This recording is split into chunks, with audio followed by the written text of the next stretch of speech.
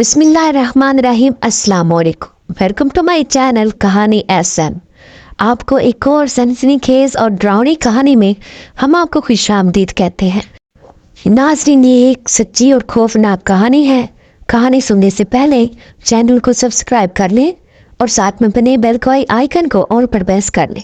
तो आइए सुनते हैं आज की वीडियो में एक नाकाबिल यकीन और पुरअसरार कहानी। मैंने दीवान नकवी की तरफ देखते हुए पूछा, आखिर इसमें खास बात क्या है? दीवान नकवी को मेरे वालिद साहब ने मुलाजमत पर रखा था। दीवान बोला, जनाब, ये एक ऐसी हवेली बल्कि शानदार महल है कि आप इसके मालिक होने पर फख्र महसूस करेंगे। कोई जवाब देने की बजाय मैं दीवान की तरफ देखता रहा। इसने एक उम्र मेरे वालिद की खिदमत में गुजारी थी और अब ये मेरी खिदमत कर रहा था। इसके चेहरे के नकूश धुंधलाए हुए थे, आंखें सुनी सुनी पुची पुची सी थी, लेकिन बातें बहुत सलीके की किया करता था। इसमें ईमानदारी के साथ साथ मामला फहमी भी थी। गर्ज के वो बहुत अच्छा इंसान था। 3 माह पहले मेरे वालिद साहब का इंतकाल हो गया था। उनकी रहलत के बाद सारी जिम्मेदारियां मेरे हिस्से में आईं, जबकि अब तक मैंने बड़ी गैर जिम्मेदाराना जिंदगी गुजारी थी। एडवेंचर, सियाहत, तफरीह, मौज मस्ती और न जाने क्या कुछ मेरी जिंदगी में शामिल था। वालिद साहब के इंतकाल के बाद पता चला कि मैं तो करोड़ों की जायदाद का अकलौता वारिस हूँ। एक फैला हुआ कारोबार है, बेहिसाब जमीनें, और आज तो दीवान साहब किसी हवेली या महल के बारे में बता रहे थे कि वो भी मेरे वालिद साहब ही की मलकियत है। वैसे ये महल कहाँ है, कितनी दूर है? शादाबपुर के रेलवे स्टेशन से एक सड़क नुगरा तक जाती है। उस सड़क पर से दाएं हाथ का रास्ता आपके महल तक जाता है। पर दीवान साहब, आप बता सकते हैं कि वो महल जो इतनी दूर है क्यों खरीदा गया? इतने वीराने में कोई महल खरीदने की क्या जरूरत थी? क्योंकि उसके आसपास के मनाजिर बहुत खूबसूरत और दिलफरेब है आजाद साहब। दूर दूर तक फैला हुआ सरसब्ज मैदान है, एक खूबसूरत झील और महल का बाएं बाग। पहले तो वहाँ कोई आबादी नहीं थी, लेकिन अब वहाँ से कुछ फासले पर एक छोटा सा गांव भी आबाद है जिसका नाम शाहपुर है। वो गांव हुसैन शाह नाम के किसी आदमी ने आबाद किया था, इसलिए गांव का नाम भी शाहपुर रख दिया गया। वहाँ की आबो हवा भी सेहत के लिए बड़ी फरहत बख्श है। अच्छा, ये मुझे बताएं नकवी साहब कि इस महल की निगरानी के क्या इंतजामात है? इसकी देखभाल के लिए कोई सर्वेंट रखा है या नहीं? कुछ भी नहीं। बात यह है कि इस महल के बारे में कुछ अजीब रवायतें हैं। आप अंदाजा लगा सकते हैं कि इन रवायतों कहानियों की क्या नोयत हो सकती है, यानी जिन भूत प्रीत वगैरह। ओह, सच में? बहुत खूब दीवान साहब, ये बात आपने काम की बताई है। मुझे तो इस किस्म की बातों से हमेशा दिलचस्पी रही है। मेरा मिजाज भी कुछ ऐसा ही है, लिहाजा अब तो मैं इस महल को जरूर देखने जाऊंगा। मुझे मालूम था आजाद साहब कि आप यही कहेंगे, क्योंकि आपके मिजाज से अच्छी तरह वाकिफ हूँ, लेकिन मैं ये मशवरा नहीं दूंगा। हो सकता है कि इन कहानियों में कोई हकीकत ना हो, लेकिन बेहतर यही है कि एहतियात की जाए। एहतियात लाजमी शर्त है ना? आप ये छोड़ें दीवान साहब, आप बस इतना बताएं कि वहाँ महल की देखभाल के लिए कोई सर्वेंट है। इतने बड़े महल की देखभाल के लिए कोई तो होना चाहिए ना? हाँ, क्यों नहीं। ऐसा भी नहीं है कि हमने इसे यूं ही छोड़ दिया है। इस गांव में एक शख्स है जो कभी कभी इस महल को जाकर देखता है। महल की तमाम चाबियां वगैरह इसी के पास है। क्या नाम है उसका? नसीरुद्दीन नाम है। ओके दीवान साहब, मैं इस महल को देखने जा रहा हूँ। ठीक है आजाद साहब, मैं इंतजामात करवाई देता हूँ आपके जाने के लिए। फिर 2 दिनों बाद मैं शादाबपुर के रेलवे स्टेशन पर खड़ा था। मेरे पास एक सूटकेस था। शादाबपुर का स्टेशन बहुत छोटा था। मेरे साथ और भी कुछ लोग उतरे थे। स्टेशन की इमारत से बाहर कुछ तांगे खड़े थे जो मुसाफिरों को मुकामी आबादियों तक पहुंचा दिया करते थे। मैंने भी एक तांगा पकड़ लिया। कहाँ जाने का है बाबूजी? कोचवान ने मेरा सूटकेस तांगे में रखते हुए कहा। शाहपुर, मुझे वहाँ नसीरुद्दीन के घर जाना है। ठीक है बाबूजी, आपको उसके दरवाजे पर उतार देंगे, उसने घोड़े की लगामें संभालते हुए कहा। मैं तांगे की बैक साइड नशिश पर बैठ गया। फिर जब तांगा नुगरा वाली सड़क पर चलते चलते दाएं तरफ वाले रास्ते पर पहुंचा तो ऐसा लगा जैसे किसी और ही दुनिया में पहुंच गए हों। दीवान साहब ने वाकई इस इलाके की तारीफ में मुबालगा आराई नहीं की थी। ये वाकई बहुत खूबसूरत इलाका था। मैंने अगरचे अभी तक वो महल नहीं देखा था, लेकिन इस इलाके की खूबसूरती को देखते हुए इसी वक्त ये फैसला कर लिया कि इस महल को फरोख्त कभी नहीं करूंगा। ये इलाका आराम और सुकून से रिहाइश के लिए किसी जन्नत से कम नहीं है। ताहम काफी देर के बाद तांगा नसीरुद्दीन के घर के ऐन दरवाजे के सामने रुक गया। ये गांव भी बहुत खूबसूरत और साफ सुथरा था। मैंने तांगे वाले को रुखसत किया और घर के दरवाजे पर दस्तक दी। चंद लम्हों के बाद एक उधेड़ उम्र शख्स ने दरवाजे को खोला। उसने सब्ज रंग की पगड़ी बांध रखी थी। सवालिया निगाहों से मेरी तरफ देखा। जी फरमाइए, क्या खिदमत कर सकता हूँ आपकी? मैं खान रज़ाक का बेटा हूँ। मेरा नाम आज़ाद है और शायद आप नसीरुद्दीन हैं। ओहो छोटे मालिक, आप? नसीरुद्दीन मुझे देखकर जैसे नर्वस हो गया। फिर उसने मेरे हाथ से सूटकेस लिया। आप इस तरह अचानक चले आए मालिक? खबर ही कर दिए होते। ये गांव बहुत छोटा है और मेरा ये घर और भी छोटा है। कोई बात नहीं, तुम इसकी परवाह मत करो। मैं तो अपनी हवेली में रहने के लिए आया हूँ। तुम मुझे हवेली ले चलो। हवेली में? नसीरुद्दीन का चेहरा उतर गया। छोटे सरकार, आपको शायद दीवान साहब ने इस हवेली के बारे में कुछ नहीं बताया। उसकी बुखलाहट और परेशानी मुझे कुछ अजीब सी लगी। फिर उसने मुझे इस हवेली के बारे में याद दिलाने की कोशिश की। तो क्या हुआ नसीरुद्दीन? दीवान साहब ने बहुत कुछ बताया है, लेकिन मैं ऐसी बातों पर यकीन नहीं रखता। आप अंदर तो आए सरकार, थके हुए आ रहे हैं। चाय पी लें, कुछ आराम फरमा लें। उसके बाद उसने आखिर में अपना जुमला अधूरा छोड़ दिया। खुदा जाने वो क्या कहना चाहता था। बहरहाल मैं उसके साथ उसके घर में आ गया। वो जिस कमरे में मुझे लाया था उसमें शायद कोई और भी था, उसकी बीवी या बेटे। बहरहाल वो कोई औरत थी जो हमारे आते ही फौरन कमरे से इस तरह निकल गई कि मैं उसकी झलक भी न देख सका। लेकिन वहां किसी औरत की मौजूदगी का एहसास जरूर हो गया था। नसीरुद्दीन मुझे उस कमरे में बिठाकर चाय लेने चला गया। इस दौरान मैं कमरे का जायजा लेता रहा। इस कमरे में बहुत मामूली सा साजो सामान था, जैसा कि गांव के किसी गरीब घर में हो सकता है। एक तरफ एक पुरानी अलमारी जिसके ऊपर लगा हुआ शीशा टूट चुका था। कमरे में कुर्सी या सोफे की बजाय 2 अदद चारपाइयां बिछी हुई थी। नसीरुद्दीन कुछ देर के बाद एक ट्रे में चाय और खाने पीने का सामान ले आया। ट्रे मेरे सामने रखते हुए उसने बड़ी शर्मिंदगी से कहा, माफ कीजिएगा सरकार, आपके लायक इस घर में कुछ भी नहीं। अरे नहीं, ऐसा नहीं कहते। मेरी नज़र में ऐसी बातों की कोई अहमियत नहीं है। बस आराम से मेरे सामने बैठ जाओ और इस हवेली के बारे में बताओ। फिर वो मुझे बताने लगा। उसने जो कुछ मुझे बताया उसका लबे लबाब ही ये था कि वो एक कदीम हवेली थी, लेकिन तर्ज तामीर का नमूना। इसमें कदीम ज़माने का कीमती फर्नीचर था। वो हवेली बहुत दिनों तक वीरान रही थी। फिर मेरे वालिद साहब ने उसके मालिक से ये हवेली खरीद ली। मालिक का क़याम शहर में था। फिर नसीरुद्दीन अपने ख़ानदान के साथ कहीं से इस तरफ आ निकला और जब मेरे वालिद से उसकी मुलाकात हुई तो मेरे वालिद ने उसे इस हवेली का निगरान मुकर्रर कर दिया। नसीर को हर महीने मुकर्ररा वक्त पर तनख्वाह मिल जाया करती थी। और वो भूतों और रूहों की क्या कहानी है, आप तो जानते हैं सरकार। जब कोई मकान इस तरह खाली रहता है तो ऐसी चीज़ें वहाँ बसेरा कर लेती हैं ना। इस हवेली में भी है। इसीलिए मैं आपको मशवरा दे रहा हूँ कि आप हवेली को आबाद करने का ख्याल छोड़ दें। नहीं नसीरुद्दीन, मैंने फैसला कर लिया है कि मैं जब यहाँ आ ही चुका हूँ तो इस हवेली में ही रहूँ। तुम ये बताओ कि वहाँ रोशनी का इंतजाम है या नहीं। नसीरुद्दीन के चेहरे के तासुरात ये बता रहे थे कि उसे मेरे इस फैसले से मायूसी हुई है। मेरी समझ में नहीं आ रहा था कि वो ये क्यों नहीं चाहता कि मैं उस हवेली की तरफ जाऊं। यकीनन उसमें कोई ना कोई भेद था। और जहां तक भूतों और रूहों वगैरह का ताल्लुक था तो मुझे ऐसी बातों पर यकीन नहीं था। मैं अपनी जिंदगी में बेशुमार कहानियां सुन चुका था और 99% ये इंसानी जहन की कारस्तानियां हुआ करती हैं। उस हवेली का मामला भी कुछ ऐसा ही दिखाई दे रहा था। कम अज कम नसीरुद्दीन की झिझक तो यही जाहिर कर रही थी। बस अब चलते हैं। मैं चाय की प्याली वापस रखकर खड़ा हो गया। नसीरुद्दीन ने एक बार फिर मेरी तरफ देखा, फिर गहरी सांस ली।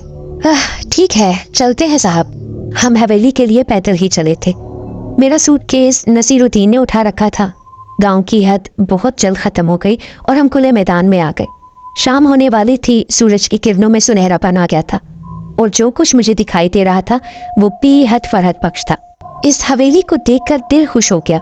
दीवान साहब ने ठीक ही कहा था। वो हवेली क्या थी, एक बहुत बड़ा महल था।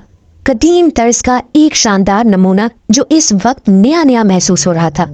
हवेली का गेट लोहे का था जिसको बंद करने की जहमत महसूस नहीं की गई थी। इसकी वजह यह हो सकती थी कि इस तरफ किसी का आना जाना नहीं होता था।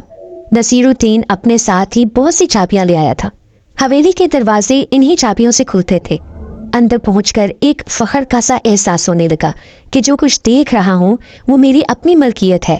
खूबसूरत पुरशिकवा हवेली, पुराने अंदाज के शानदार फर्नीचर, आतिशदान, कालीन, नवादरात और ना जाने क्या क्या। इस दौरान मुझे एक गैर मामूली चीज लगी। मैंने इसके बारे में नसीरुद्दीन से दरियाफ्त कर ही लिया। क्या बात है नसीरुद्दीन साहब, इस हवेली के तमाम कमरे बहुत ही साफ सुथरे मालूम हो रहे हैं। ऐसा लगता है जैसे यहाँ किसी की रिहाइश हो। ارے صاحب یہاں بھلا کس کی رہائش ہوگی؟ البتہ میری بیٹی شگفتہ اس طرف آتی رہتی ہے، وہ بھی پاگل ہی ہے۔ ایک تو تنہائی پسند ہے صاحب، دوسرے بے انتہا صفائی پسند ہے۔ آپ نے میرا گھر بھی دیکھا ہے تو چھوٹا سا، لیکن شگفتہ نے اسے چمکا کر رکھا ہے، یہ بات تو ہے۔ میں نے اس کی تائید کی۔ اچھا ایک بات تو بتاؤ نصیر الدین، جب یہ پوری حویلی خالی پڑی ہے، تمہاری بیٹی اس طرف آتی رہتی ہے، تو پھر تم لوگوں نے یہی رہائش کیوں نہیں اختیار کر لی؟ وہاں گاؤں میں کیوں رہتے ہو؟ وہ تو پاگل ہے صاحب، کیا ضروری ہے کہ ہم بھی پاگل ہو جائیں؟ اس کو 10 دفعہ سمجھا چکے ہیں کہ اس طرف مت آیا کر، یہاں کی آب و ہوا ٹھیک نہیں۔ گاؤں والے یوں ہی تو خوفزدہ نہیں رہتے نا، لیکن وہ مانتی ہی نہیں۔ اوہ پھر وہی جنوں بھوتوں کی داستان نصیر الدین۔ نہیں صاحب، یہ معاملہ جنوں اور بھوتوں کا نہیں ہے، بلکہ… نصیر الدین کہتے کہتے رک گیا۔ ہاں بتاؤ کیا بات ہے؟ یہ معاملہ جنسان کا ہے صاحب۔ جنسان؟ یہ جنسان کیا چیز ہوتی ہے؟ یہ انسانوں اور جنوں کے درمیان کی مخلوق ہے صاحب۔ اس میں آتی خصوصیات انسانوں اور آتی خصوصیات جنوں کی ہوتی ہیں۔ مجھے نصیر الدین کی اس معصومیت پر ہنسی آ گئی۔ نہ جانے اس بیچارے نے یہ لفظ کہاں سے سن لیا تھا، جنسان۔ میرے لیے تو یہ ایک نیا لفظ تھا۔ میرے ہنسنے کا شاید نصیر الدین نے برا مانا، اس لیے اس نے اپنا چہرہ دوسری طرف کر لیا۔ دیکھو نصیر الدین، میں نہیں جانتا کہ یہ جنسان کیا چیز ہوتی ہے، لیکن جو بھی ہو، انسانوں سے زیادہ خطرناک مخلوق اور کوئی نہیں ہوتی۔ بہرحال میں تو اب اسی حویلی میں قیام کروں گا۔ سب سے اچھی بات یہ ہے کہ یہاں باقاعدہ بجلی بھی موجود ہے۔ البتہ تمہیں یہ زحمت کرنی ہوگی کہ میرے لیے کھانے پینے کا بندوبست کرنا ہوگا۔ یہ کوئی کہنے والی بات ہے صاحب، لیکن میں آپ کو پھر مشورہ دوں گا کہ آپ یہاں نہ رہیں۔ نصیر الدین نے یہ بات شاید تیسری یا چوتھی بار کی تھی۔ اس کی یہ بات مجھے شک میں مبتلا کر رہی تھی۔ جنسان وغیرہ کا تو خیر بہانہ تھا، معاملہ کچھ اور معلوم ہوتا تھا۔ ہو سکتا تھا کہ اس حویلی میں ایسی کوئی چیز ہو جس کے بارے میں نصیر الدین محتاط ہو رہا تھا۔ وہ نہیں چاہتا تھا کہ میں اس بھید تک رسائی حاصل کر سکوں۔ یہ بھی ممکن تھا کہ اس حویلی کی ویرانی سے فائدہ اٹھا کر یہاں کوئی غیر قانونی کام ہو رہا ہو۔ نصیر الدین بظاہر ایسا آدمی تو نہیں معلوم ہو رہا تھا، لیکن انسان کا بھی تو کوئی بھروسہ نہیں نا، وہ اپنے مفاد کے لیے کچھ بھی کر سکتا ہے۔ نصیر الدین تم میری فکر مت کرو، میں اس معاملے میں بہت ڈھیٹ واقع ہوا ہوں، میں سب سنبھال لوں گا۔ اس کے بعد نصیر الدین کچھ نہیں بولا۔ میں اس کے ساتھ حویلی کے مختلف حصوں کا معائنہ کرنے لگا۔ والد صاحب نے یہ حویلی محض ساز و سامان کی خرید کی تھی۔ اس کا پرانا مالک بہت باذوق آدمی معلوم ہوتا تھا۔ پوری حویلی بہت خوبصورتی سے سجائی گئی تھی۔ پھر کمروں میں ایسا فرنیچر تھا جو نمائش کے لیے رکھا جاتا تو لوگ دور دور سے دیکھنے کے لیے آیا کرتے۔ ہم حویلی کے کچھ ہی حصوں کا معائنہ کر سکے تھے، پھر وسیع اور عریض ڈرائنگ روم میں آ گئے۔ ٹھیک ہے صاحب، آپ یہاں رہیں، میں آپ کے لیے کھانے اور چائے وغیرہ کا بندوبست کرنے جا رہا ہوں۔ پھر نصیر الدین ڈرائنگ روم سے نکل گیا۔ نصیر الدین کے جانے کے بعد میں نے غسل خانے کی راہ لی۔ باتھ روم بھی بہت شاندار اور خوبصورت تھا، بہت ہی شفاف ٹھنڈا پانی۔ نہا دھو کر میں نے لباس چینج کیا۔ میں اپنے آپ کو بہت فریش محسوس کر رہا تھا، تاہم ٹہلنے کی غرض سے ایک بار پھر میں حویلی کا جائزہ لینے لگا۔ ایک عجیب سی بات تھی کہ میں جیسے جیسے اس حویلی کو دیکھ رہا تھا، ویسے ویسے مجھے اس حویلی سے انسیت پیدا ہوتی جا رہی تھی۔ ایسا محسوس ہو رہا تھا جیسے یہ حویلی میری وجود اور میری شخصیت کا ہی ایک حصہ ہو۔ اس حویلی میں ایک لائبریری بھی تھی، دیواروں کے ساتھ لکڑیوں کی قدیم طرز کی الماریاں جن میں کتابیں بھری پڑی تھیں۔ وہ کتابیں مختلف موضوعات پر تھیں، سائنس، فلسفے، تاریخ، روحانی اور ادب وغیرہ کا خاصا ذخیرہ تھا۔ مجھے افسوس ہونے لگا کہ اب سے پہلے میں اس حویلی کے وجود سے بے خبر کیوں رہا۔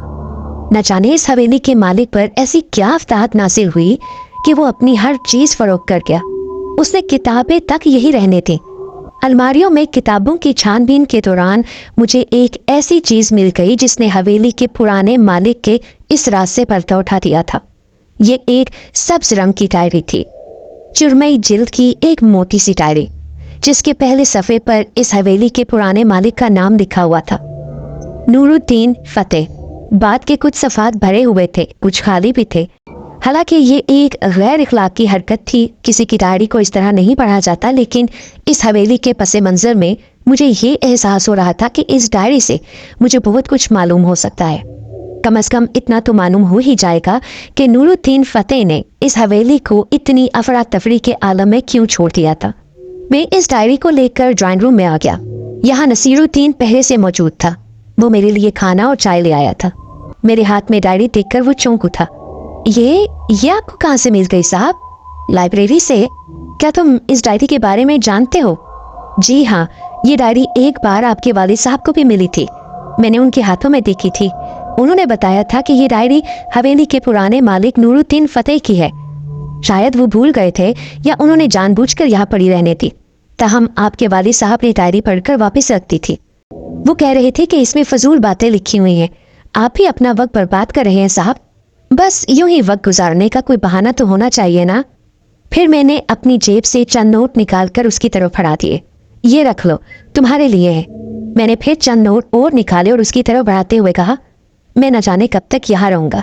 ये मेरे अखराजात के लिए है, ये भी रख लो। उसने थोड़ी सी हिचकिचाहट के बाद पैसे पकड़ लिए। फिर मैं खाने की गर्ज से टेबल की तरफ बढ़ गया। नसीरुद्दीन अपने घर से जो खाना लाया था वो बहुत मज़ेदार था। खाने के बाद मैंने उसकी लाई हुई चाय पी। फिर कुछ देर बातें करने के बाद उसे रुखसत कर दिया। मैं इस डायरी को पढ़ने के लिए बेचैन हो रहा था। उसके जाने के बाद मैंने हवेली के सारे दरवाजे बंद किए। इतनी बड़ी हवेली में रहने का तजुर्बा भी कुछ अजीब सा महसूस हो रहा था। कुछ अनजान सा एहसास था। मैं उसे खौफ और डर तो नहीं कह सकता था, बहरहाल बेचैनी सी हो रही थी। इस हवेली में एक कमरा ऐसा था जो ख्वाबगाह के तौर पर इस्तेमाल होता होगा। उसे बेडरूम कहना कुछ गलत नहीं होगा। उसमें अभी तक मसहरी और आरामदेह बिस्तर मौजूद था। मैंने उसी ख्वाबगाह को अपने लिए पसंद किया। ख्वाबगाह का दरवाज़ा बंद करके मैं मसहरी पर नीम दराज होकर उस डायरी के मुताले में मसरूफ़ हो गया। मैं जैसे जैसे डायरी पढ़ता गया वैसे वैसे बहुत सी बातों के राज खुलते चले गए और मुझ पर आश्कार होते गए। नूरुद्दीन फतेह ने तारीख ब तारीख इस डायरी में अंदराज किया था। डायरी में जो कुछ लिखा था वो हर्फ ब हर्फ ये था। 1 दिसंबर 1942। आज मैं इस हवेली का मालिक हो गया हूँ। ये ख्वाबों की तरह बेहद खूबसूरत और शानदार है। मैं अपने लिखने पढ़ने के काम यहाँ आराम और सुकून से कर सकता हूँ। इसलिए मैंने अपनी सारी किताबें यहाँ एक कमरे में लाकर रखी हैं। इस कमरे को मैं अपनी लाइब्रेरी के तौर पर इस्तेमाल करूँगा। 2 दिसंबर 1942। रात कुछ बेचैनी सी रही। बहुत देर के बाद नींद आई। हालांकि बज़ाहिर इसका कोई सबब भी नहीं था, लेकिन मैं जानता हूँ कि नई जगह आम तौर पर इस अंदाज में परेशानी हुआ ही करती है। मानूस होते होते भी तो कुछ वक्त लग जाता है ना। इसलिए मैं भी इस नई हवेली से मानूस होने के लिए कोशिश करने लगा। 3 और 4 दिसंबर की तारीखों में कोई ख़ास बात दिखी नजर नहीं आई। मैंने सरसरी तौर पर नज़र मारते हुए सफ़र उलट दिए। 5 की तारीख में कुछ ख़ास बात मुझे लगी। मैं ये सफ़ा पढ़ने लगा। 5 दिसंबर 1942। आज मेरी मुलाकात एक बूढ़े से हुई। ये बूढ़ा हवेली के बाग में था। कुछ अजीब सा मालूम होता था। उसकी बातें बेहद पुरअसरार थी। उसकी आंखों में ऐसी चमक थी जिसने मुझे मरूब तो किया ही था, मगर मैं दहशत ज़दा और बेख्तियार गुमसुम हो गया। ऐसा क्यों हुआ मैं नहीं जानता। मैं इस बूढ़े से यह भी नहीं मालूम कर सका कि वो कौन है और कहाँ से आया है। 6 दिसंबर 1942। उस बूढ़े से आज फिर मुलाकात हुई और एक हैरत अंगेज बात सामने आई कि उस बूढ़े के बाजुओं में 10 जवानों जैसी ताकत मौजूद है। बाग में नारंगी के दरख्त के पास एक बड़ा सा पत्थर रखा था। मैंने यूं ही सरसरी तौर पर उस बूढ़े से कहा कि दरख्त के पास पड़ा हुआ है ये पत्थर इस दरख्त की दिलकशी को खराब कर रहा है। इतना सुनते ही उस बूढ़े ने दोनों हाथों से वो पत्थर उठाकर चारदीवारी के बाहर फेंक दिया। मैं उसकी ताकत के मुजाहिरे पर हैरान भी हुआ और खौफजदा भी। फिर उस बूढ़े की वो पुरअसरार मुस्कुराहट, मैं उसे कभी भूल नहीं सकता। इस पुरअसरार मुस्कुराहट ने मुझे और भी ज्यादा दहशतज़दा कर दिया। मैं वहां से फौरन भागता हुआ अपने कमरे में आ गया। 7 दिसंबर 1942। मैंने आज ये फैसला कर ही लिया है कि मैं इस पुरअसरार बूढ़े से कभी मुलाकात नहीं करूंगा। बाग की तरफ भी नहीं जाऊंगा। न जाने वो पुरअसरार बूढ़ा कौन है और अचानक कहाँ से आन टपका है। 8 दिसंबर 1942। आज मैं हवेली से बाहर नहीं निकला। न जाने वो बूढ़ा आज आया होगा या। 9 दिसंबर 1942। खुदा का शुक्र है आज भी इस बूढ़े से मेरी मुलाकात नहीं हुई। 10 और 11 तारीखों में कोई अंदराज नहीं था, कुछ नहीं लिखा था। 12 तारीख के सफ़े पर कुछ लिखने की कोशिश की गई थी, मगर फिर वो तहरीर काट दी गई। ताहम 13 तारीख में बहुत कुछ लिखा हुआ था। 13 दिसंबर 1942। मैं न जाने क्यों खौफजदा होकर शहर चला गया। میں یہ نہیں کہہ سکتا کہ مجھے اس بوڑھے سے خوف محسوس ہو رہا تھا، لیکن میں جس بے چینی کا پہلے اظہار کر چکا ہوں وہ بے چینی میرے ساتھ بدستور تھی، زبردست الجھن سی تھی۔ میں نے یہ سوچا تھا کہ میں 2-4 ہفتوں کے بعد واپس آؤں گا یا پھر کچھ اور سوچوں گا، لیکن ایسا نہیں ہو سکا۔ کوئی طاقت مجھے حویلی کی طرف کھینچ رہی ہے۔ شاید اس حویلی کی اپنی کشش ہے۔ حویلی مجھے یاد آتی ہے، اس لیے میں حویلی کی طرف لوٹ آیا ہوں۔ مجھے اپنی بزدلی پر ہنسی بھی آ رہی ہے۔ ایک بوڑھے شخص سے کیا خوفزدہ ہونا، بھلا اس میں ڈرنے کی کیا بات ہے؟ اس بیچارے نے صرف اتنا ہی کیا تھا کہ ایک بھاری پتھر کو اٹھا کر دور پھینک دیا، تو اس میں اتنی خوفزدہ کرنے والی کون سی بات ہو گئی؟ وہ بوڑھا آدمی ہم جوانوں سے بہتر ہی ہے نا، اس کی صحت قابل رشک ہے، اس نے خالص غذائیں استعمال کی ہیں، ورزش کرتا رہا ہے۔ یہ تو ہم آج کے لوگ ہیں جس نے اپنی جسمانی صلاحیتوں کو نکارا بنا رکھا ہے۔ 14 اور 15 دسمبر کی تاریخیں خالی تو نہیں تھی، لیکن ان میں کوئی خاص بات بھی نہیں تھی۔ لیکن 16 تاریخ میں ایک عجیب واقعہ لکھا ہوا تھا۔ 16 دسمبر 1942۔ میں اس بوڑھے سے جب بھی ملا ہوں وہ مجھے نارنگی کے درخت کے پاس ہی دکھائی دیا ہے۔ حیرت کی بات یہ ہے کہ ایک طرف تو مجھے اس سے خوف اور ڈر محسوس ہوتا ہے اور دوسری طرف اس سے ملنے کی خواہش بھی ہوتی ہے۔ بہرحال اس دن میں نے اس سے دریافت کر ہی لیا۔ محترم، یہ تو بتائیں کہ آپ کا نام کیا ہے؟ میرا نام سہیل اختر ہے۔ وہ میرا نام بھی جانتا تھا۔ ویسے آپ رہتے کہاں ہیں؟ کیا آپ کا گھر کہیں قریب ہی ہے؟ ہاں، اس درخت پر، میں اس درخت پر رہتا ہوں۔ کیا درخت پر؟ میں کچھ سمجھا نہیں محترم، آپ کیا کہہ رہے ہیں؟ جب سے نارنگی کا یہ درخت یہاں موجود ہے ہم نے یہاں اسی پر بسیرا کر رکھا ہے۔ گھبراؤ نہیں، تم سے اب اتنی دوستی ہو چکی ہے کہ میں تمہیں اپنے بارے میں سب کچھ بتا سکتا ہوں۔ پہلی بات تو یہ ہے کہ ہم انسانوں کے دوست ہیں اور ہم مکمل انسان نہیں ہیں۔ یہ آپ کیا کہہ رہے ہیں؟ کیا آپ انسان نہیں ہیں؟ نہیں، ہم جنسان ہیں۔ یہ سن کر میں تو خوفزدہ ہو گیا اور ڈر سا گیا، لیکن اس بوڑھے نے مجھے تسلی تھی، یقین دلایا کہ وہ میرے لیے نقصان دہ نہیں ہوگا۔ تمہیں گھبرانے کی ضرورت نہیں، میری ذات سے تمہیں کچھ نقصان نہیں پہنچے گا، کیونکہ جنسان انسانوں کے دوست ہوتے ہیں، انسانوں کے درمیان رہتے ہیں، ان کے سارے کام کرتے ہیں۔ میرا مطلب تھا ان کی طرح تمام کام کاج کرتے ہیں، جو انسان کرتے ہیں وہی وہ بھی کرتے ہیں۔ ہم جنسان کے یہاں خاندانوں کی طرح سسٹم ہوتا ہے، اور سب سے بڑی بات یہ ہوتی ہے کہ جنسانوں اور انسانوں کے درمیان شادیاں بھی ہو سکتی ہیں۔ یہ سب میرے لیے حیرت انگیز تھا۔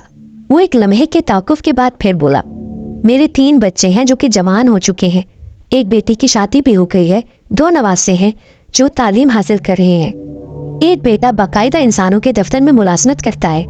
اس نے مجھے حیران کر دیا تھا، اس کی باتیں ایسی تھیں کہ میرے لیے یقین کرنا مشکل ہو رہا تھا۔ بوڑھے نے شاید میری بے چینی بھانپ لی، اس لیے اس نے مسکراتے ہوئے درخت کی جانب دیکھا اور آواز لگائی، تم لوگ بھی آ جاؤ۔ یہ نور الدین فتح صاحب ہمارے وجود پر یقین نہیں کر رہے۔ پھر اسی وقت اس درخت سے لوگ نمودار ہونے لگے، عورتیں، مرد، بچے۔ میں حیرت کی اس انتہا پر تھا کہ جہاں سکتے کسی کیفیت طاری ہو جاتی ہے۔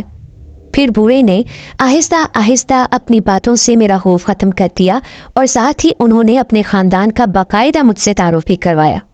اس وقت اس کے خاندان کا ہر فرد وہاں موجود تھا۔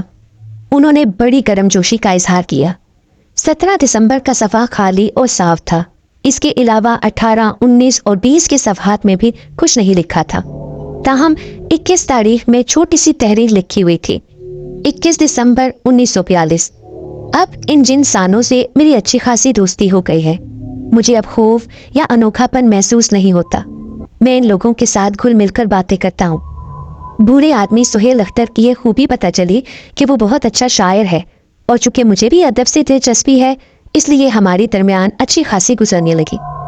میں نے صفحہ الٹا، 22 تاریخ کا صفحہ خالی تھا۔ میں نے اگلے صفحات پلٹنے شروع کیے۔ اس ڈائری کے سارے صفحات خالی اور بالکل صاف تھے، نہ جانے ایسا کیوں کر تھا۔ اس کے بعد اور کچھ نہیں لکھا تھا۔ پتہ نہیں اس کے ساتھ کیا گزری ہوگی کہ اس نے ڈائری میں مزید تحریر اندراج کا سلسلہ ہی بند کر دیا۔ میں نے بھی ڈائری اٹھا کر ایک طرف رکھ دی اور جنسانوں کے بارے میں سوچنے لگا۔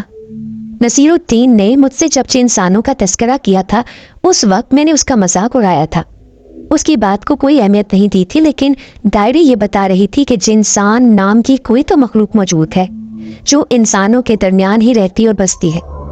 اس وقت مجھے کچھ خوف سا محسوس ہونے لگا۔ पता नहीं डायरी में लिखी हुई बातों में कहाँ तक असलियत थी, लेकिन नफ्सियाती असर तो होना ही था। और वो नफ्सियाती असर ये हुआ कि देर तक मुझे नींद नहीं आ सकी। मैं जागता रहा था। फिर ना जाने किस वक्त मेरी आंख लगी और मैं नींद की वादियों में उतरता चला गया। कुछ पता नहीं, सुबह देर से बेतार हुआ। उसी वक्त खुद को हल्का फुल्का सा महसूस कर रहा था। नहा धोकर बाहर आया तो नसीरुद्दीन नाश्ते और चाय के साथ हाजिर था। अस्सलाम वालेकुम साहब जी। वालेकुम अस्सलाम, जवाब देते हुए मैं डाइनिंग टेबल की तरफ बढ़ा। नसीरुद्दीन, ये बताओ तुम्हें जिनसान के बारे में कहाँ से मालूम हुआ है? लगता है साहब जी कि आपने वो डायरी पढ़ ली है। बात यह है कि मुझे आपके वालिद साहब ने ही इस डायरी को पढ़कर जिनसानों के बारे में बताया था। क्या इस मखलूक से कभी तुम्हारी मुलाकात हुई? मेरी मुलाकात नहीं जी, मगर हो सकता है कि हुई भी हो। आपके वालिद साहब ने बताया था कि जिनसान इंसानों के दरमियान में ही रहते हैं। हो सकता है कि हमारे पास कोई जिनसान हो और हम उसको शनाख्त ना कर सके हो, पहचान ना सके हो। इस डायरी में जिस नारंगी के तरक का जिक्र किया है, क्या वो अभी तक मौजूद है? जी हाँ, वो उसी जगह मौजूद है। आप पहले नाश्ता कर लीजिए, फिर मैं आपको दिखाता हूँ। ठीक है। फिर नाश्ता करने के बाद उसके साथ मैं बाग में पहुंच गया। हवेली का बाग भी इस हवेली की तरह ही शानदार और खूबसूरत था। सलीके से दरख्तों और फूलों की कतारें। नारंगी का वो दरख्त बाग के गोशे में था, लेकिन इस दरख्त में या इसके आसपास कोई अलामत नहीं थी जिससे ये जाहिर हो कि इस दरख्त में कोई अनहोनी बात मौजूद है। वो एक आम सा दरख्त था। मैं बहुत देर तक उस दरख्त की तरफ देखता रहा, फिर उकता कर नसीरुद्दीन के साथ वापस आ गया। इस हवेली में वक्त गुजरने का जरिया मौजूद था। बहुत सी किताबें जो मुझे मसरूफ रखती थी। इस दौरान मैंने घर फोन करके दीवान साहब को बता दिया था कि मैं कुछ दिनों के बाद ही आऊँगा। फिर मैं इसके बाद रोज़ाना नारंगी के दरख्त के पास जाने लगा, लेकिन मुझे कोई ऐसी चीज़ नहीं दिखाई थी जो मुझे अपनी तरफ मतवज्जा कर सकती हो। हो सकता था कि ये इन लोगों का वहम ही हो जिसने एक फसाना तरतीब दिया था। हाउएवर, एक दिन मुझे वो दिखाई दे ही गई। मैं उस वक्त भी नारंगी के दरख्त के सामने खड़ा था और वो दरख्त के पीछे से बरामद हो गई। मैं उसे सख्ते के आलम में देखता ही रह गया। क्या हुस्न था कि बयान नहीं कर सकता। मतवाजन कद, दमकता हुआ रंग, खूबसूरत आंखें और होंठों पर बिखरा हुआ दिल आवेज तबस्सुम। ऐसा भरपूर हुस्न बहुत कम ही देखने में आता है। वो मुझसे चंद कदम के फासले पर आकर खड़ी हो गई। मैं खौफजदा भी था और उसका हुस्न मुझे अपनी तरफ खींच भी रहा था। एक कश्मकश सी मेरे अंदर बर्बाद थी। वो यकीनन जिनसान थी। ऐसा हुस्न इंसानों में कम ही होता है। और दूसरी बात ये थी कि वो इस नारंगी के दरख्त के पीछे से आई थी।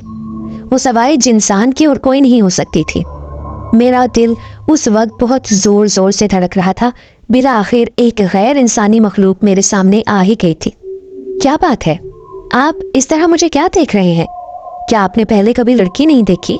तुम जिनसान ही हो ना? जिनसान नहीं तो मैं तो शगुफ्ता हूँ, नसीरुद्दीन की बेटी। फिर मुझे याद आ गया कि नसीरुद्दीन ने मुझे ये बताया था कि उसकी बेटी शगुफ्ता तन्हाई पसंद है। वो इस हवेली के इर्द गिर्द घूमती रहती है। लेकिन मेरे ये तस्वुर में भी नहीं था कि उसकी बेटी इतनी खूबसूरत और दिलकश होगी। तुमने तो मुझे डरा ही दिया।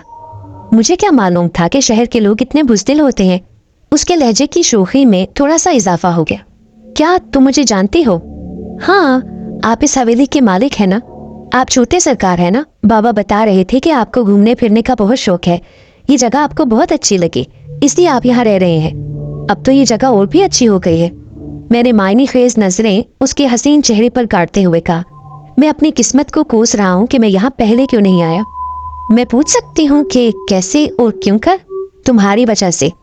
हाँ, तुम अपने नाम की तरह बहुत ही शगुफ्ता, खूबसूरत और बेहद पुरकशिश हो। तुम्हारी बड़ी बड़ी आंखें बहुत नशीली हैं। उसने शर्मा कर अपनी गर्दन झुका ली। उसे शायद मुझसे ऐसी तवक्का नहीं थी कि मैं हवेली का मालिक ऐसे खुलकर बात कर दूंगा। मैं उसके करीब पहुंचा और जैसे ही मैंने अपना हाथ उसके शाने पर रखा, वो यकलख्त मेरा हाथ झटकते हुए शर्मा कर भाग गई। मैं उसकी तरफ देखते हुए मुस्कुरा के रह गया और उसी वक्त मैंने, बल्कि मेरे दिल ने एक फैसला कर लिया, अपनी जिंदगी का सबसे बड़ा फैसला। बस यही लड़की मेरी मंजिल थी। मुझे इसके अलावा और कहीं नहीं जाना था। मैंने जो सफ़र किया था, उस सफ़र के इख्तिताम पर शगुफ्ता जैसी एक खूबसूरत और मासूम लड़की घने दरख्त की तरह खड़ी हुई थी। शगुफ्ता से ये मेरी पहली मुलाकात थी। इतनी अचानक और दिलकश मुलाकात बहुत ही कम हुआ करती होगी। मैं इधर उधर भटकता रहा हूँ, न जाने कितनी लड़कियां मेरी निगाहों के सामने से गुजरी, लेकिन शगुफ्ता ऐसी थी कि जिसने इस गर्दिश को थाम दिया था। हम उसके बाद भी मिलते रहे। वो हवेली की तरफ आ जाती थी। उसे भी किताबें पढ़ने का बहुत शौक था, अदब से दिलचस्पी थी, बातें बहुत सलीके की किया करती थी। मुझे हैरत होती थी कि एक दूर अफ्तादा गांव के माहौल में रहने के बावजूद उसने अपनी शख्सियत बहुत बावकार और दिलकश बना रखी थी। मुख्तसर ये कि एक दिन जब वो मेरे पास आई तो मैंने उससे दिल की बात कर ली। शगुफ्ता, तुम मुझे जिंदगी के इस मोड़ पर ले आई हो जहां से अब कोई रास्ता किसी तरफ भी नहीं जाता। मैं सोच रहा हूं कि तुम्हारी जुल्फों के साए में जिंदगी भर आराम किया जाए। क्या मतलब? मतलब ये है कि मैं तुम्हारे बाबा से तुम्हें हमेशा के लिए मांग लेना चाहता हूँ। ये आप क्या कह रहे हैं? आप इतने बड़े आदमी हैं, आपके पास इतनी दौलत है, जायदाद है, आपको तो एक से एक भर कर लड़कियां मिल जाएंगी। फालतू बातें मत करो शगुफ्ता, वो सब लड़कियां तुम्हारे जैसी नहीं होंगी। ये सच है कि मुझे तुमसे मोहब्बत हो गई है। मैं तुम्हारे सामने बिल्कुल मुफलिस हूँ। मैंने तुमसे अगर मोहब्बत की है तो इसे तमाम जिंदगी निभाऊंगा। तुम बस अपने बाबा से मुझे बात करने की इजाजत दे दो। चले ठीक है, मेरी तरफ से इजाजत है, बात करके देख ले। वैसे क्या तुम मुझसे शादी करोगी? इसमें पूछने वाली कौन सी बात है?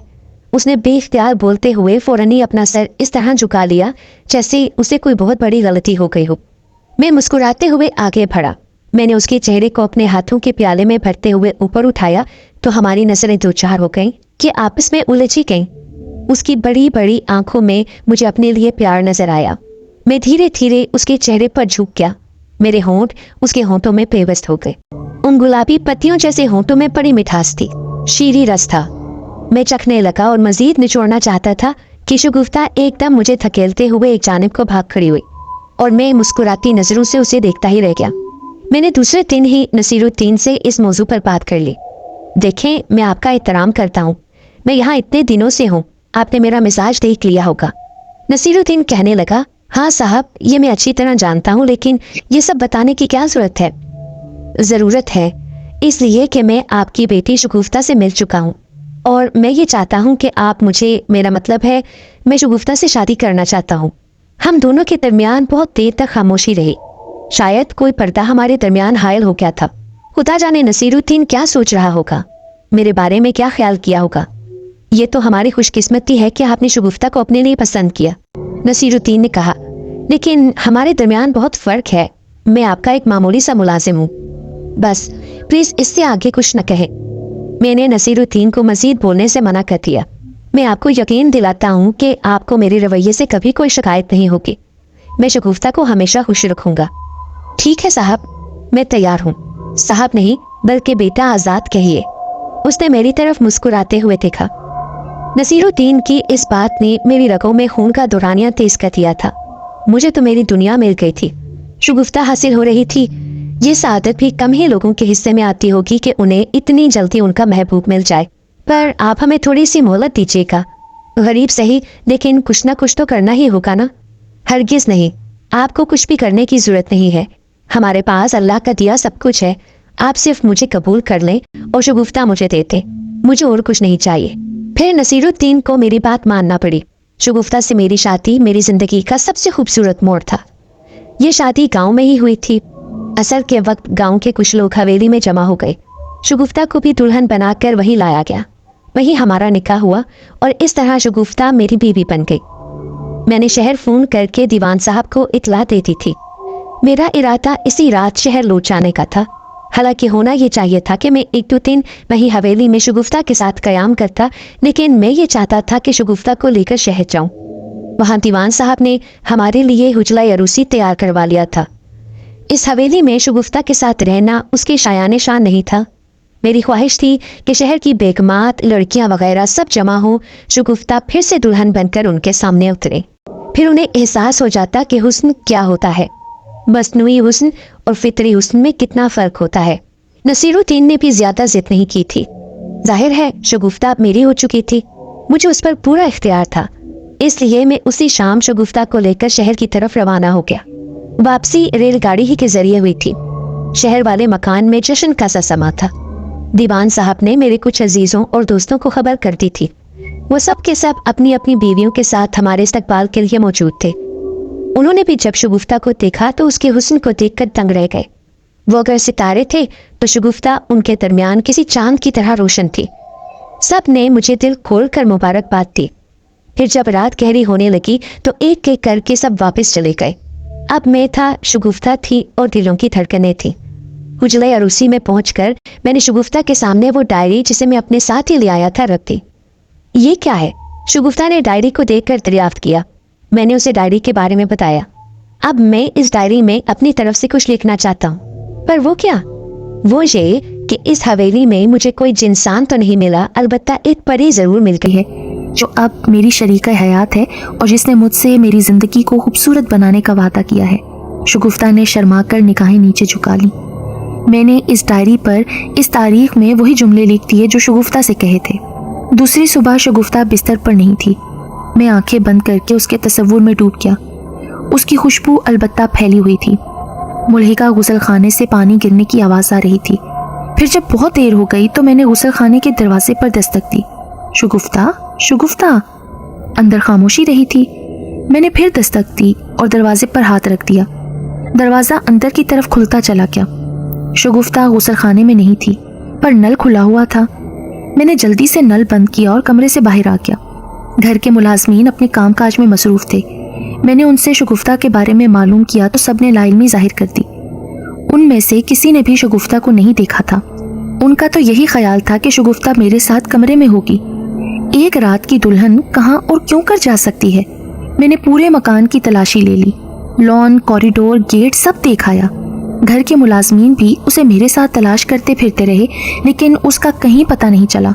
न जाने वो कहाँ चली गई थी।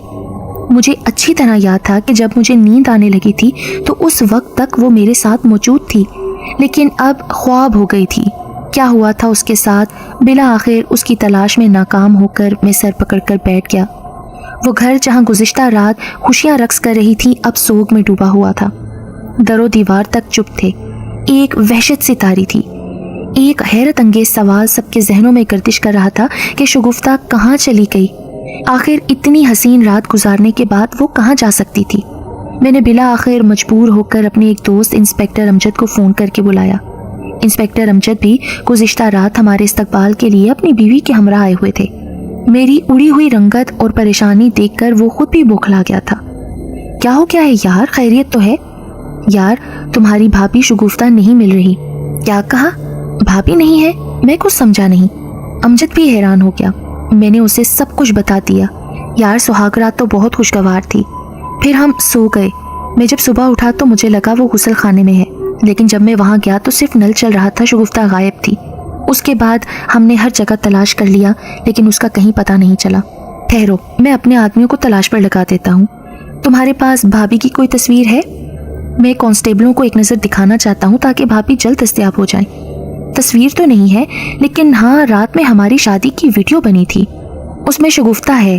तुम्हारा फोटोग्राफर उस वीडियो की तस्वीर उतार सकता है ना? हाँ, क्यों नहीं, हो सकता है, बिल्कुल। उसने उसी वक्त फ़ोन करके अपना फोटोग्राफर बुलवा लिया था, जबकि मैंने वीडियो वाले को तलब कर लिया। वो कैसेट साथ ही लेता आया था। मेरी हिम्मत नहीं हो रही थी कि मैं शगुफ्ता का चेहरा स्क्रीन पर देख सकूं। उसकी गुमशुदगी ने मेरे औसान खता कर दिए थे। मैंने अमजद से कहा कि वो वीसीआर में कैसेट लगा दे, लेकिन शगुफ्ता कमरे और घर की तरह इस वीडियो से भी गायब थी। जी हाँ, स्क्रीन पर उसका कोई वजूद नहीं था, बाकी सब कुछ था। आने जाने वाले लोग, ज़र्ग बर्ग लिबास, औरतें, बच्चे खाना खाने के मराहिल से गुजर रहे थे। ख्वाब का वो कुर्सी जिस पर शगुफ्ता को बिठाया गया था, सब कुछ अपनी अपनी जगह पर मौजूद था सिवाय शगुफ्ता के। ये क्या हो गया है? भाभी कहाँ है? अमजद ने पूछा। उसके लहजे में हैरत थी। हम सब फटी फटी आंखों से स्क्रीन की तरफ देख रहे थे। शगुफ्ता कहीं भी नहीं थी। वीडियो वाला कसमें खा रहा था कि रात के वक्त कैमरे में शगुफ्ता वाज़ेह दिखाई दे रही थी, लेकिन अब वो ख्वाबो ख्याल हो चुकी थी। ये ऐसी हैरत अंगेज बात थी कि इस पर यकीन करने को दिल ही नहीं चाह रहा था। इसके बावजूद यकीन इसलिए था कि ये अनहोनी हमारे सामने हो रही थी। मैं तो पागल हो जाऊंगा आज़ाद, मैंने ऐसा केस पहले कभी नहीं देखा। अचानक मेरे जहन में वो अल्फाज गर्दिश करने लगे। जिनसान, कहीं शगुफ्ता जिनसान तो नहीं? खुदा की पनाह, ये कितना भयानक और हैरत अंगेज मुअम्मा था।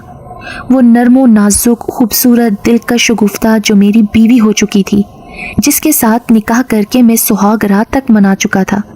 जिनसान, एक गैर इंसानी मखलूक थी। अमजद बहुत कुछ बोल रहा था, अपनी बेपनाह हैरत का इजहार कर रहा था, लेकिन मैं कुछ भी सुनने से कासिर था।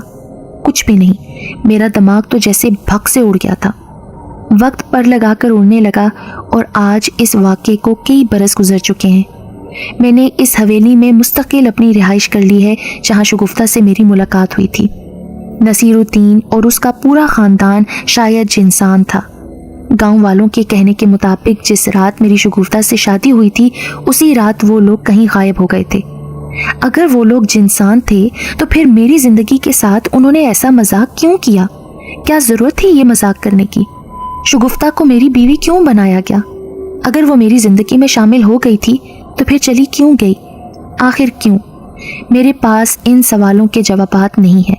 मैं तो सिर्फ नारंगी के दरख्त को देखता रहता हूँ कि शायद कभी शगुफ्ता उसके पीछे से पहले की तरह नमूदार हो जाए, तो फिर मैं उसे कभी अपने से दूर नहीं करूँगा। प्यारे नाजरीन, उम्मीद करती हूँ आपको आज की वीडियो बहुत अच्छी लगी होगी, इसलिए वीडियो को लाइक कर दें और जाने से पहले आप सब्सक्राइब करना मत भूलिए। सब्सक्राइब बटन के साथ जो बेल का आइकन है उसे ऑल पर प्रेस कर दें ताकि मेरी हर आने वाली वीडियो आप तक लाजमी से पहुँच सके। तो अपनी दुआ में याद रखिएगा, अपना बहुत सा ख्याल रखिएगा। ओके, अल्लाह हाफिज़।